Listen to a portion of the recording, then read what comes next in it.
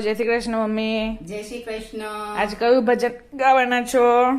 આજે ભજન ગાઈ કૃષ્ણ ભગવાનનું. ચલો તો આપણે તમને સંભળાઈએ હવે. હાલો. કૃષ્ણ કનૈયા લાલ કી જય.